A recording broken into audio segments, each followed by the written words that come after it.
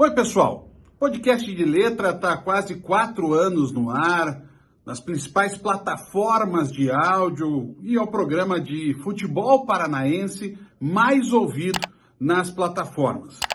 E nesses anos a gente conseguiu reunir vários colegas, convidados, personagens do futebol paranaense e brasileiro, do jornalismo nacional, para conversar com a gente.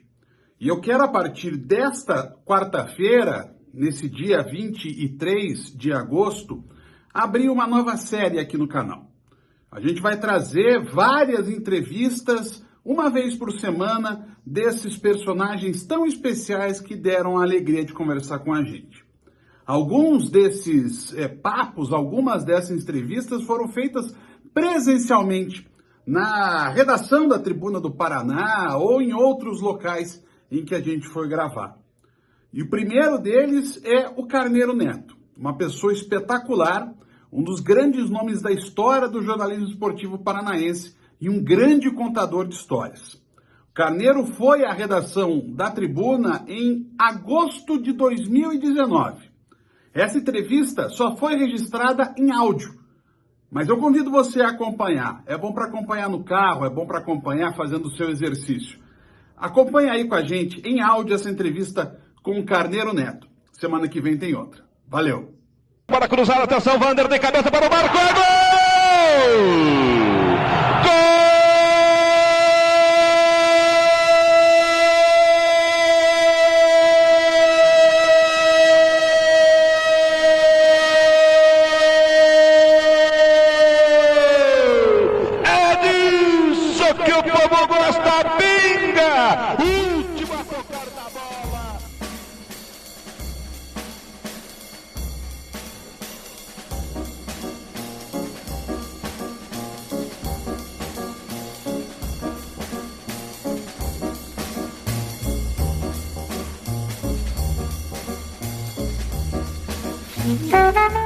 Gente, hoje começando o podcast de letra histórico, eu digo, porque é o nosso primeiro entrevistado e logo numa data especial. Carneiro Neto é o nosso convidado, lançando seu livro É Disso Que o Povo Gosta, uma das frases mais marcantes do rádio brasileiro em sua história, uma das frases mais reconhecidas do rádio paranaense, e o Carneiro, aí, Juliana Fontes, Ricardo Brejinski, Luiz Ferraz, falo eu, é uma das minhas referências como profissional e como pessoa. Eu sou um pouco do que eu sou hoje porque eu convivi com o Carneiro ainda quando eu era jovem. Carneiro, muito obrigado por estar com a gente aqui. Olha, estou muito honrado pelo convite. Vocês, grandes jornalistas, jovens jornalistas, eu fico muito feliz porque eu tenho um carinho muito especial pela Tribuna do Paraná, que foi o primeiro jornal onde eu trabalhei como repórter ao chegar em Curitiba. E isso já foi há 54 anos atrás. E eu permaneci na Tribuna durante 4 anos, que me enriqueceram muito. E quando você, Christian, me convidou, e eu fiquei muito feliz, porque o livro é um livro de histórias, de fatos, de acontecimentos, de reminiscências, e a Tribuna tem muito a ver comigo. E eu vou começar por aí, se vocês me permitem. Claro, fique à vontade. Carneiro, como é que você chegou na Tribuna? Bom, eu morava em Ponta Grossa. E eu iniciei em Ponta Grossa em 1964. Eu tinha 15 anos de idade. E eu fui fazer um teste de locução com um amigo, convidou, porque eu irradiava muito jogo de botão. E dizia, pô, você tem que ser locutor e tal. E eu fui. E coisa de menino, né? Vamos ver o que é que dá. E deu que eu fui contratado como plantão na principal emissora da cidade, a Rádio Clube Ponta Grossense. Ainda hoje, né? E com Osíris Nadal, já na época. Osíris Nadal é o interminável, né? Ele está lá até hoje. Paraná e abraço. Então, eu iniciei e no mesmo ano, 3, 4 meses depois, eu agradei como plantão, eu fazia um programa chamado Qual é o Placar, que era musical, perguntas e respostas, que antecedia a transmissão do jogo. Então, é uma abertura de jornada esportiva. E através desse programa, me convidaram para ir para o Jornal da Manhã de Ponta Grossa. E eu fui e virei colunista com 15 anos de idade, escrevendo uma coluna que está aí, uma delas, no livro, chamado Chuteirada. E eu era tão maluco que botei o pseudônimo, Juca Neto. E o meu apelido era Juca. Eu jogava futebol na cidade, eu jogava futebol de salão no Guarani, e futebol de campo num time chamado River Plate. E todo mundo me chamava de Juca, apesar do meu nome ser Antônio. Mas era um apelido de casa. E daí eu achei que o Juca Neto era muito... O pessoal ia me conhecer, né? Uma loucura. E na rádio era Carneiro Neto. Então foi meu início. E daí eu fui convidado para trabalhar na sucursal do Estado do Paraná e da Tribuna do Paraná em 1965, no ano seguinte. Quando o Paulo Pimentel foi eleito governador, ele adquiriu a editora, o Estado do Paraná, a Tribuna do Paraná, e na sequência ele comprou a Rádio Guaracá e montou a TV Iguaçu, Canal 4, e a TV Tibagi, lá de Apucarana. Isso todo nesse período. E eu trabalhei na sucursal em Ponta Grossa, da Tribuna e do Estado, e conheci muita gente da Tribuna. Entre eles um repórter chamado Luiz Alfredo Malucelli, o Malu. No ano de 1965, meu pai foi removido para a comarca de Curitiba. Meu pai era magistrado. E graças ao meu pai, que tinha uma pequena biblioteca em casa, é que eu comecei a ler os clássicos, aprender a entender a cultura, a filosofia da vida. E também aprendi datilografia na máquina de escrever dele. Sei como sou antiga, datilografia. Aí eu vim para Curitiba. Meu pai veio morar em Curitiba, eu vim também para daí estudar em Curitiba, no Colégio Estadual do Paraná. Eu e meu irmão fomos matriculados no colégio e fui trabalhar na Rádio Guaracá. O Aloar Ribeiro me levou para a Rádio Guaracá e eu comecei a trabalhar na rádio. E o Luiz Alfredo Malucelli entrou como repórter esportivo na Guaracá. E daí ele me levou para a Tribuna. Eu não precisei usar meus conhecimentos lá na Tribuna.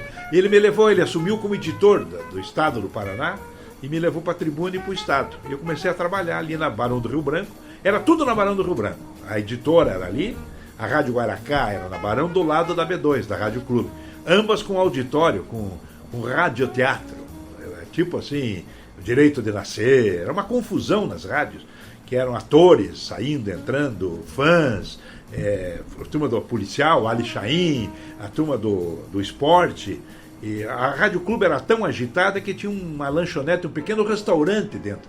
Tanto que no estúdio a gente fazia o programa de esporte ao meio-dia, aquele cheiro de ovo frito, de filé mignon, era uma loucura. E esse era o mundo que nós vivíamos. E eu com 16, 17 anos, imagine. E aí, gente? Eu acho que você fez já um pouco de tudo no jornalismo, né? Porque você contou essa história. Eu acho que eu fiz de tudo. Porque eu participei da cobertura da Revolução de 1964. Eu era o plantão, eu fiquei como rádio escuta lá em Ponta Grossa. O que consistia meu trabalho? Ouvir as rádios do Rio, São Paulo, Porto Alegre, Belo Horizonte e Curitiba.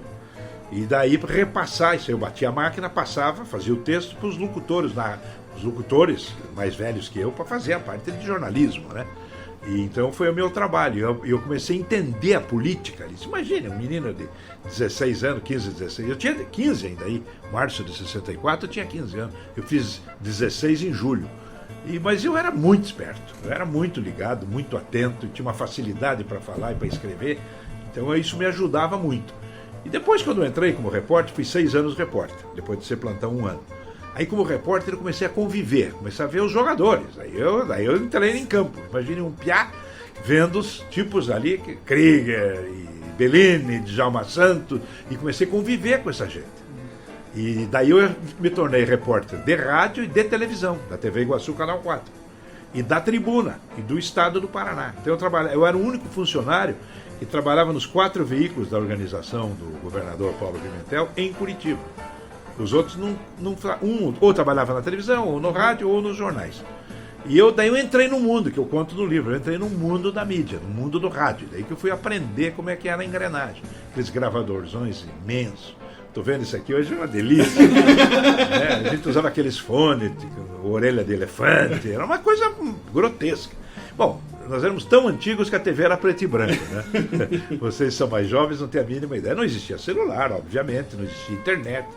Nós, para transmitir jogo de futebol, era um parto da montanha. A gente chegava no interior, ia na casa do diretor da Telefônica, cada cidade tinha uma telefônica. Foi antes da Telepar. Depois da Telepar e da Embratel melhorou muito. Estou contando o final dos anos 60, quando eu era repórter. Chegava na casa do sujeito, batia na frente, vinha a mulher. Escuta, nós somos da rádio Aí ela dizia, você é da rádio? Então vinha consertar o meu que quebrou. Não, eu queria falar com o seu marido, que é o responsável pela telefone. O Zé! Tá, ele tá lá fora limpando uns peixes lá. Posso falar com ele? Pode. Daí eu ia pedir para ele ir mais cedo no estádio para liberar a linha.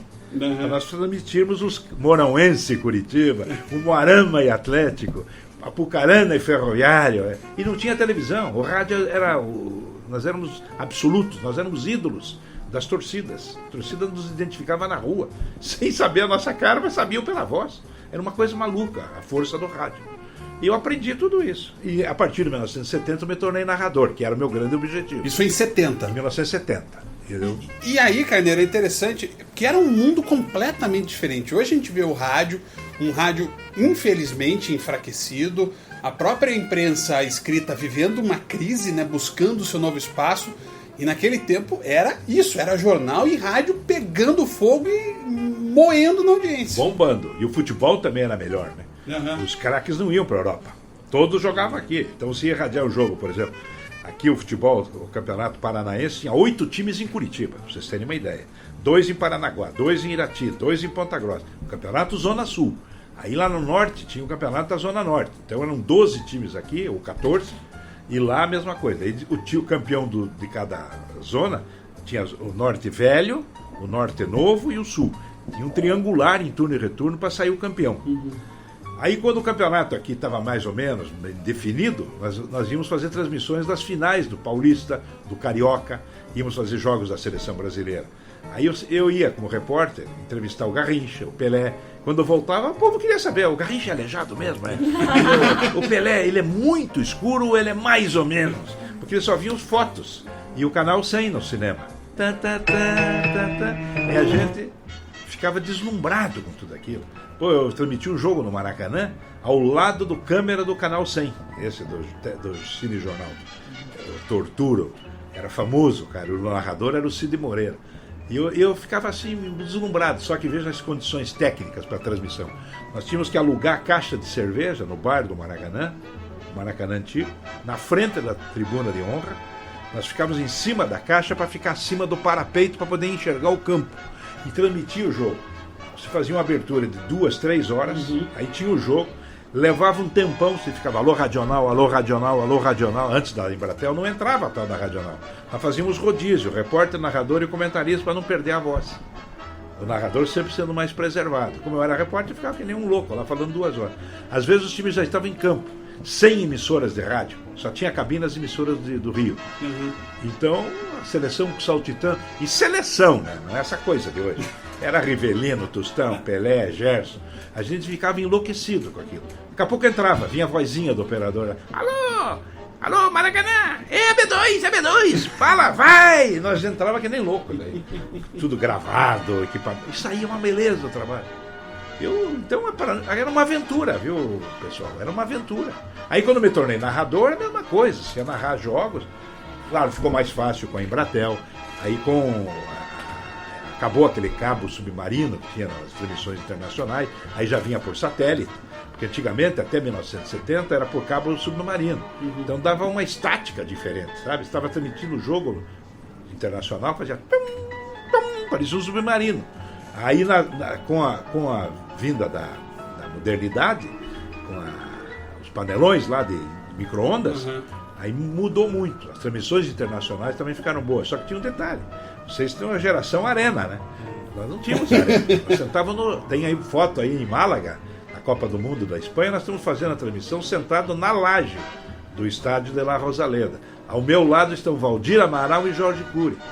Então não tinha moleza. Podia ser os melhores com os menos famosos, que era o meu caso, mas nós estávamos na vala comum ali. Ó, lembrando que a gente está falando sobre o livro É Disso Que o Povo Gosta, livro que o Carneiro vai lançar nessa segunda-feira, dia 29, na terça-feira, perdão, dia 29, a partir das 6 da tarde, nas livrarias Curitiba do Parque Shopping Barigui. Óbvio, nós estaremos lá, mas você vai lá, compre o seu livro e pegue um autógrafo do Carneiro. O Carneiro falou que vai ficar até às 11 da noite lá assinando autógrafos. Diga, Luiz.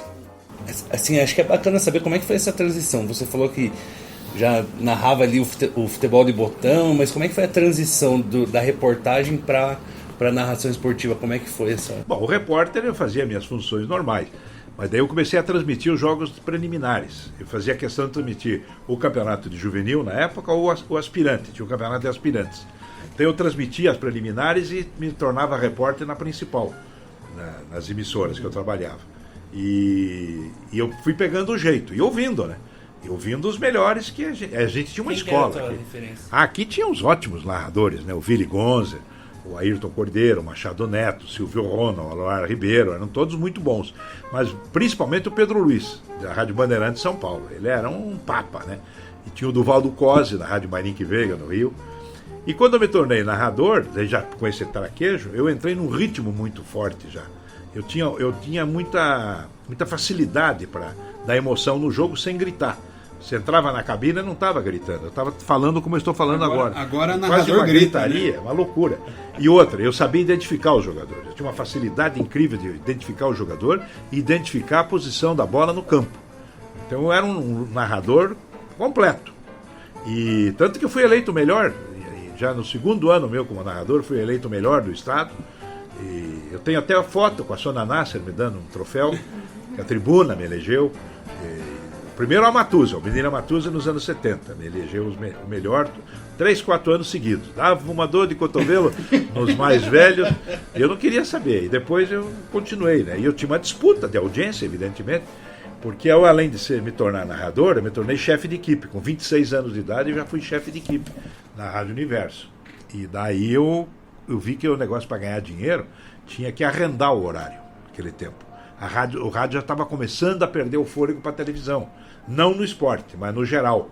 O radioteatro tinha acabado, a televisão, a telenovela, né?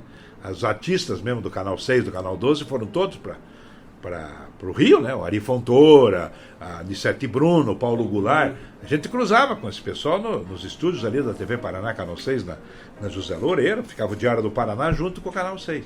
E o pessoal foi embora, o Juarez Machado, o Silvio Bach, esse pessoal que eu peguei o final deles em Curitiba. E daí, o que aconteceu? As rádios começaram a alugar horário, e eu fiz isso. Então, só que era matar um leão por dia.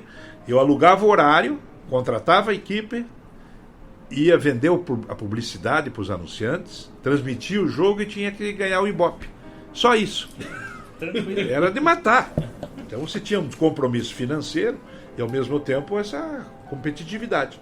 Mas graças a Deus eu sobrevivi 30 anos como chefe de equipe e os últimos 5 anos como narrador eu me tornei e funcionário, né? Quando eu fui para a Rádio CBN, daí eu criei a Banda B para dar uma alternativa. E a audiência era tão grande que eu disse, é um desperdício. Está o Atlético jogando com o Vasco e o Curitiba com o Corinthians e nós estamos transmitindo só um jogo. Aí eu criei a Banda B para dar alternativa do outro jogo. Eu acho que isso foi pioneiro aqui, né, no estado, né, de criar uma outra alternativa para que só apenas um jogo seja transmitido. Nós somos né? pioneiros no lançamento de futebol em FM. Lançamos em FM em 1977 na CBN. E em 78 eu lancei a Banda B, que era em AM, mas alternativo. E nos decisões, nos grandes jogos, nós uníamos as duas. Nós chegamos a fazer pique de audiência na final do Campeonato Paranaense de 1998, Atletiba, um jogo no Alto da Glória e 2 no Pinheirão. Nós chegamos a pontuar 78% de audiência, no minuto a minuto. Era um massacre, né? Em relação. Imagine o que é 78% em rádio, tendo 5, 6 emissoras competindo com você. Carneiro, eu tô folheando aqui um pouquinho o livro que você gentilmente nos deu aqui, autografado. Eu tô maravilhada aqui com algumas imagens, é um conteúdo muito rico, com certeza. E é possível dizer, sem nenhuma modéstia, que você é uma testemunha ocular aí do futebol paranaense e futebol brasileiro. Tanto que no ano passado nós produzimos uma matéria sobre os 50 anos da estreia do Barcínio Sicupira no Atlético e Carneiro Neto estava lá, atrás na do gol. estreia. Então, Carneiro, até queria saber de você, de alguns momentos importantes que você considera do futebol paranaense, sobretudo, até do brasileiro, se você quiser comentar, que você esteve lá, que você pôde presenciar e que hoje você está aqui tanto tempo depois contando para essa nova geração aí de jornalistas e de pessoas que amam o esporte. Eu estou há 55 anos em rádio, né? Então como você falou, uma vida. E até você pegar as fotografias do livro, é um arco que eu fiz. A primeira foto, eu estou recebendo a faixa de campeão juvenil pelo Grêmio Oeste de Guarapuava, Eu era menino, tinha 14 anos. E a última foto eu estou recebendo a Pellerini, da minha mãe, na Academia Paranaense de Letras. Então eu fiz um arco assim, e ali o recheio de tudo isso, que aparece daí Pelé, Eusébio Rivelino, Tião Abatiá, Sicupeira, todo mundo. Aí o que acontece? Eu acompanhei tudo, evidente. Agora você pediu para destacar os grandes momentos. É evidente que as grandes decisões, né? Os atletibas decisivos, as primeiras conquistas do Paraná Clube, eu tive a honra de escrever inclusive o livro da história do Paraná Clube, os títulos brasileiros do Curitiba, eu como narrador e o do Atlético daí como comentarista na Banda B, foram muito tocantes, porque a gente torce para os times daqui, né? Você tem o time de fé, que é da família, mas você tem o resto. Por exemplo, você torce para o Atlético, mas tudo bem, eu torço para o Atlético, meu pai era atleticano e meu avô era internacional. Eu não posso rasgar a minha história. Agora, um dos maiores amigos que eu tive no futebol foi o Evangelino Neves, presidente do Curitiba Futebol Clube. Então, eu tinha uma intimidade, uma facilidade de relacionamento no Curitiba absurda. A mesma coisa no Ferroviário, com o Hipólito Arzua, no Paraná Clube, com o Hernani Buchmann, o Aramis Tissot, o Darcy Piana. Então, eu sempre tive entrada em todos os clubes. Então, é emocionante. Agora, você vai irradiar um Atletiba, se coloque no lugar do narrador de futebol. O Christian sabe bem como é que funciona rádio e televisão. Você fica na cabine, você é tão solitário quanto o árbitro. Porque a tua opinião tem que ser imparcial, tem que ser muito segura, você está falando para todos os públicos, você não está se dirigindo só para um torcedor de determinado time. E eu transmiti a final, Atletiba no Alto da Glória, no meio da torcida, porque a cabine no estádio Couto Pereira fica nas cadeiras, no meio da torcida. Se qualquer coisa você falasse, eles olhavam para trás com cara de poucos amigos. Eu nunca tive nenhum tipo de problema em nenhum estádio do Paraná. Isso é uma glória para mim. Agora, tem que ter comportamento, né? Então você tem que criar, além de você ter que criar o argumento da transmissão. O que é uma transmissão do jogo de futebol? É uma pequena história que você vai contar, né? A partir do momento que se diz, vai começar a partida, o Atletiba decisivo de 1998, aqui no Pinheirão, por hipótese. O cara que está em casa, sem televisão, ele está ouvindo rádio. Ele está na churrasqueira, está no quarto, está deitado, ou está na praia, ou está no automóvel. Aí você tem que dizer, é dada a saída. Bola com fulano, passa para o fulano. Ele está onde? Está na lá meia direita, mais para a ponta. Aí se desenrola a transmissão e vai criando um clima. Se você não for fiel ao jogo, você vai contar uma história mentirosa. Então você tem que dar o ritmo. Daí você vai crescendo. A transmissão você vai crescendo. Quando a bola vai se aproximando da área, você vai aumentando a tua velocidade de relato, para poder acompanhar, porque aí a bola vai ficando rápida também. E eu sempre gritava o gol antes da torcida. Eu gritava, é gol! A torcida explodia, eu gritava o gol e é disso que o povo gosta. Então tudo isso... Veio, o bordão veio... Do nada. Do nada? Do nada. Eu estava transmitindo um jogo no Couto Pereira, tenho a impressão, não recordo muito bem, mas eu acho que foi em 1971, um jogo do Curitiba, que era no Couto Pereira, e o Curitiba, eu me lembro que era um jogo do Curitiba, só não tenho lembrança do qual. Jogo duríssimo, duríssimo, estádio lotado, daqui a pouco o Curitiba faz o gol. Quando sai o gol do Curitiba, eu estou narrando o gol, a torcida explode. Imagina na tua frente aquela multidão levantando os braços. Eu gritei, é gol! Olhei, é disso que o povo gosta. O povo gosta disso mesmo. E ficou. Quando terminou a transmissão, o pessoal que trabalhou comigo lá disse, olha, você soltou um negócio bonito hoje. Porque anteriormente o Ney Costa, que era narrador, fez a primeira excursão do Curitiba à Europa, quando o Krieger fazia gol, o Walter, o Kozilek, ele dizia, todo mundo está abraçando aquele moço.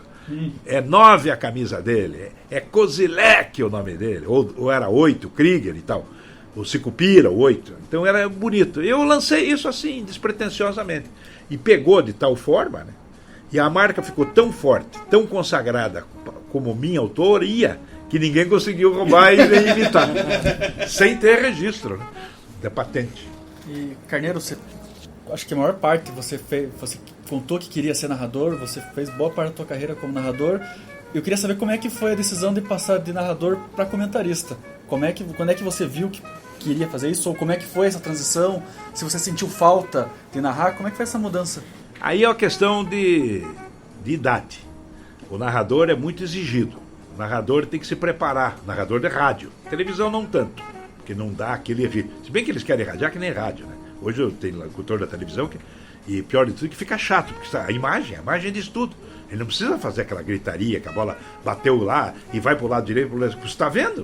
O telespectador não é idiota. Agora no rádio você tem que posicionar a bola. Você tem que dizer se ela está do lado esquerdo ou do lado direito. Mas no que acontecia? Tanto que os grandes locutores de rádio nunca foram para a televisão. Foram para a televisão os maus locutores, os maus narradores de rádio. Os piores foram para a televisão, depois se tornaram muito famosos. Mas no rádio eles não tinham chance nenhuma. Aí o que aconteceu? Quando eu percebi, eu já tinha 55 anos mais ou menos de idade, e eu percebi que eu estava querendo que o jogo terminasse. Eu estava irradiando o jogo, e o futebol brasileiro caiu muito. A qualidade do futebol começou a cair muito. Eu estava acostumado com os grandes craques. E ali no final dos anos 90, início do século, o futebol brasileiro, como até hoje, o futebol brasileiro não recuperou mais a condição que tinha técnica, porque não há futebol que aguente com 3.600 jogadores fora do país, né? Então nossos times são muito frágeis tecnicamente. Então quando chegava os 30 minutos do segundo tempo eu rezava para acabar o jogo. Eu digo, então está na hora de parar, porque se eu não estou aguentando mais, que está na hora. E daí eu resolvi ser comentarista. Foi só por isso. Mas se fosse preciso voltar a narrar eventualmente um outro jogo, eu teria condição. Você tem vontade de narrar mais um jogo, alguma coisa? Não tenho. Eu estou com já gostei tanto de futebol, já fiz tanto, que eu nem vou mais ao estádio, não participo. Eu estou em rádio, na Rádio CBN, mas só faço comentário diário, né? Mas eu não vou mais no estádio. Eu fico vendo pela televisão os comentários de Christian Toledo. Olha só que, aliás, gente, está no livro. Vamos falar isso, Christian. É que a gente fez viagens, né? A gente foi para Guarapuava, mas foi para Montevidéu também, né? Então, e daí o Carneiro tem um registro desse de foto. Carneiro, você falou de um negócio lá no início, eu quero puxar ele porque é algo que preocupa. Pelo menos a gente que se preocupa em fazer um jornalismo legal.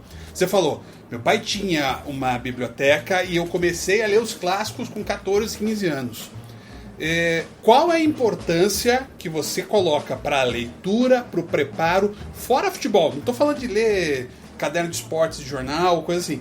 Dessa leitura que você teve durante toda a sua vida, do que você ainda estuda sobre guerras, sobre história, sobre música, sobre cinema, para o teu trabalho como jornalista esportivo. Olha, é um conselho que eu dou a todos os jornalistas jovens. Eu fiz palestra em curso de jornalismo. Eu acho que o aculturamento, a base, é muito importante. Você pode fazer o teu curso, que você fizer, pegar o teu diploma, mas você tem que ter algo mais, tem que ter conhecimento. Por isso que eu acho que os clássicos são importantes. Lê Machado de Assis, né, Dostoiévski, os clássicos franceses, né, enfim. Pode ser, eu sempre disse para os repórteres no início de carreira, eu dizia, você tem que ler, no mínimo, um jornal por dia, uma revista por semana e um livro por mês. Houve um caso que eu dei 2 livros para um narrador, e um deles ficou com porta pro vaso em cima e o outro segurou uma porta para não bater. Mas ele não leu, o que eu posso fazer? Então, e hoje é um narrador famosíssimo no futebol brasileiro, mas é problema de cada um. Eu sempre gostei muito de história. Eu não fui professor de história porque eu tive outras. Eu cheguei a ter 5 empregos ao mesmo tempo. Naquele tempo não se exigia exclusividade. Então, de largada eu trabalhava em rádio, jornal e televisão. Aí não foi difícil entrar em publicidade, garoto propaganda, essas coisas. E daí eu consegui também um cargo público. Era assessor de imprensa de uma secretaria de Estado. E depois eu fui para o judiciário, mas daí também diminuía a minha participação na imprensa. E assim a gente se virava, sabe? Mas se você tiver um pouco de cultura, de conhecimento, fora do teu métier, é muito importante. Porque o sujeito pode ser um grande médico, mas se ele tiver uma boa cultura, se ele gostar de artes, gostar de museu, gostar da história, ele provavelmente será um melhor ser. A pessoa se completa mais. Isso eu acho muito importante. Para nós ajuda até na própria questão. Para escrever, né? Como é que você vai escrever se você não conhece o teu idioma? Agora, nós tínhamos a facilidade no passado, que no curso de ginásio, tinha latim. O latim dá muita base. O latim é a estrutura do português. E daí nós tínhamos também aulas de inglês, francês e português. Existia matéria, português. Então, você tinha que aprender, senão não passava. Eu mesmo reprovei ginásio. Reprovei porque eu não sabia nada de matemática. Quando começou a tal de álgebra, equação, o professor no japonês lá, ele me ferrou. Mas eu gostava das minhas matérias. Eu nunca gostei de biologia, de física. Eu dizia isso para o meu irmão, que formou-se em medicina. Eu não, eu já gostava de história, geografia, eu sabia tudo.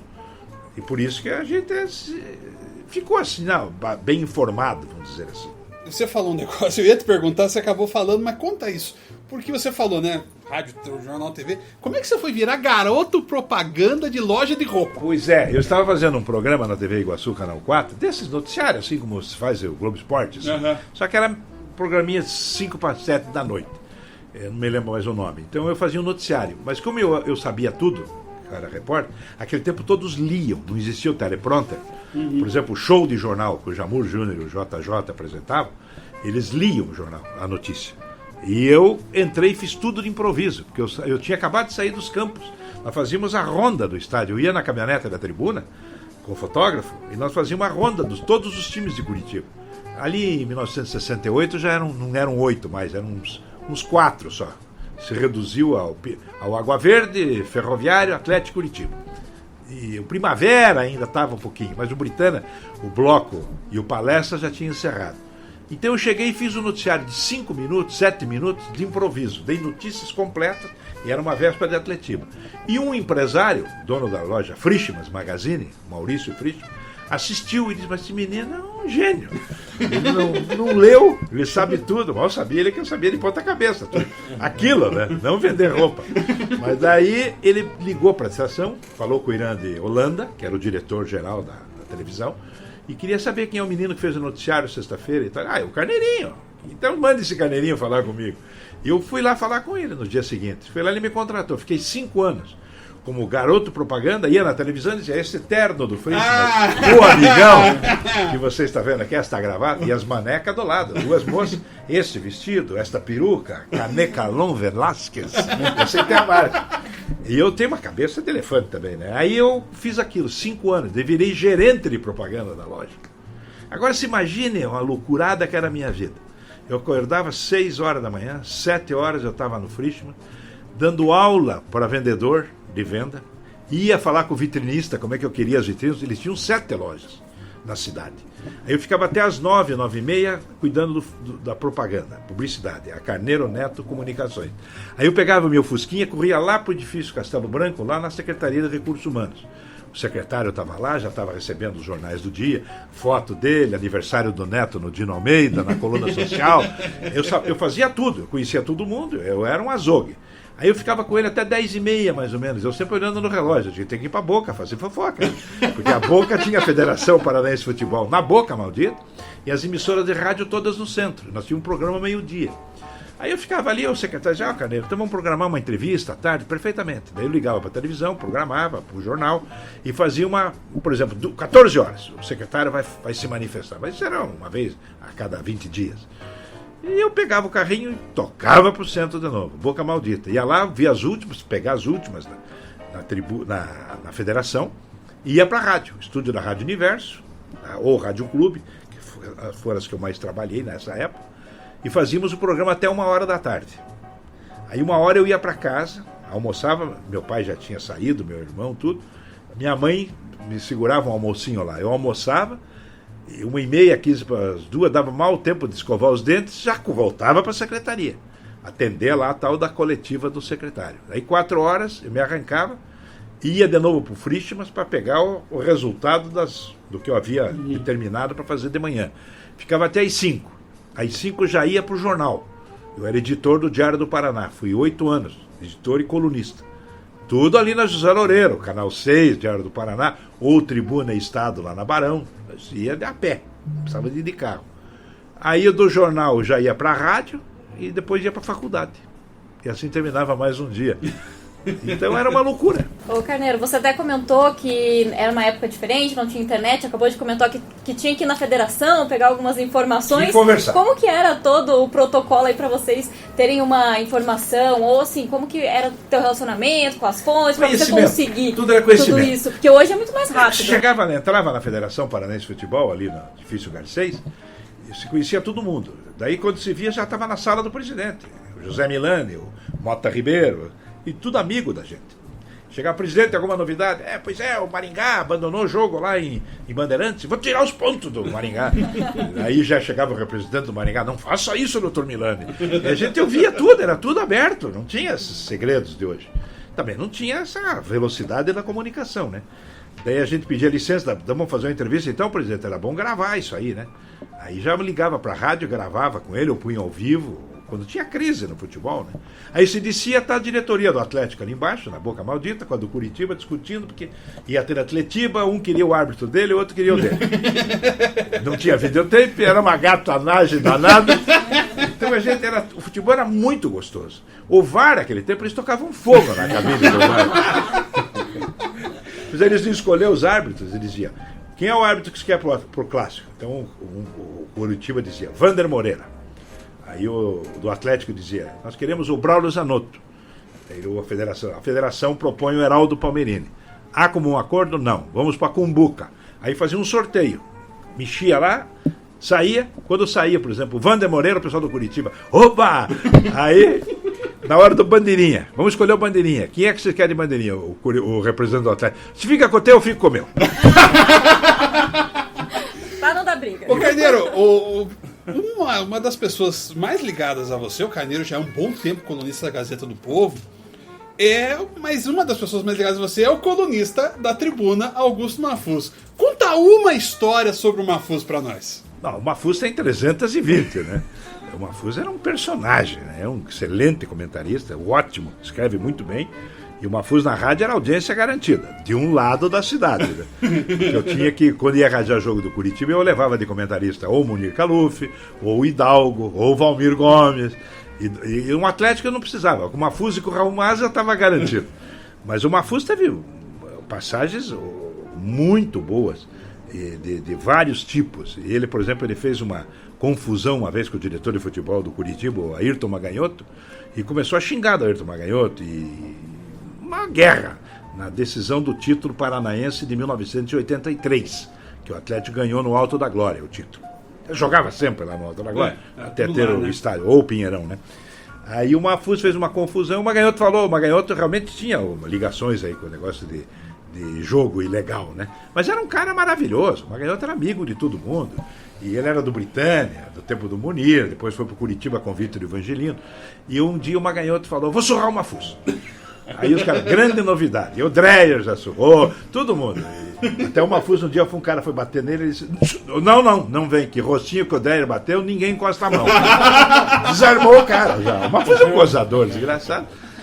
Aí não deu outro, o Mafuz dando pau. Um dia eu tô lá na Rádio Universo, toco o telefone, é o Maganhotto. Carneiro Neto, é o Maganhotto. Como é que vai, meu amigo? Tudo bem? É o seguinte, estou fazendo aniversário, gostaria muito que você viesse na minha chácara e tal. Digo, Maganhotto, quando vai ser? Vai ser amanhã à noite, um churrasco aqui na beira da piscina e tal. Venha, por gentileza, vai fazer minha alegria. Digo, eu vou até para amenizar essa mal-estar aí, né? Na semana da decisão. Eu estarei presente. Muito obrigado. Aí o que acontece? Eu estou saindo da rádio e daí eu estou saindo para ir lá no Maganhotto e encosta em mim quem? Augusto Mafuz. Ô Carneirinho, onde é que você vai? Eu digo, não sei, Mafuz, eu vou ter um compromisso. Não interessa, eu vou com você onde você for. Eu digo, mas se for um enterro, eu vou. Mas você não conhece nenhum morto? Não, eu vou. Eu vou porque depois você me paga um jantar no Bar Palácio e eu sei que vale a pena. Eu digo, tá bom, Mafuz, você vai comigo então. Entrou no carro, eu toquei. E fui. Lá perto do São José dos Pinhais, a chácara. Sabe aquele filme, o King Kong? Aquelas tochas, era a chácara do homem. E gente lá em cima, guardas e tal. Uma coisa, nossa, que lugar exótico! Você não viu nada. Aí entramos. É o Carneiro Neto, eu botei a cabeça para fora. Pode entrar, o senhor é convidado de honra. Abriu aquele portão. Quando entra, meu amigo, aquela piscina, aquela gentarada, mulher, amigos, festa, todo mundo, um carnaval. Tava calor e música ao vivo, a orquestra, uma música, que espetáculo! Eu digo, você vai ver, Mafuz. Não deu outra. Eu fui andando com o carro e uma fuzinha do meu lado. Daqui a pouco vem o Maganhotto, o Ayrton Maganhotto, com aquele uniforme característico, né? Aquela correntona de ouro, aquela pulseira. Ele veio assim, Carneiro Neto, que honra! Quando ele olhou para o lado, o Mafuz com aquele olhar, o Maganhotto fez assim, nossa, o que eu faço, né? Aí o Mafuz me tira a cabeça para fora do carro. Ô Maganhotto, nós estamos de mal ou estamos de bem? Aí uma gaivota, estamos de bem, né? Entrem! Acabou a conclusão. Ai, olha, a gente podia fazer um programa aqui de horas e horas, mas valeu o livro. Repito, é disso que o povo gosta, terça-feira, dia 29, a partir das 6 da tarde, lançamento nas livrarias Curitiba do Parque Shopping Barigui. Óbvio, você ouviu o Mafuz, óbvio que a gente vai entrevistar o Mafuz também nessa sequência, mas é uma honra pra gente aqui na Tribuna Carneiro você ter vindo participar do nosso podcast. Muito obrigado. Muito obrigado a vocês.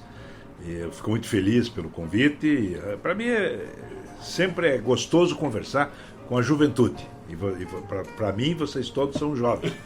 E sigam a profissão. Ela é muito bonita, muito positiva. Eu tive tudo que eu consegui graças ao rádio e à imprensa, onde eu trabalhei, conheci o mundo inteiro. E eu não teria essa condição, provavelmente, em outra função. Eu acho que eu desempenhei meu papel, né? Eu fechei bem o ciclo e, como diz o meu último texto no livro, fecham-se as cortinas, profissionalmente. Mas eu vou continuar escrevendo livros, espero o ano que vem lançar mais alguma coisa e estou sempre à disposição de vocês. Foi um privilégio, Carneiro, que você estivesse aqui. Privilégio ter estado com vocês. Valeu, gente. Até a próxima semana. Valeu.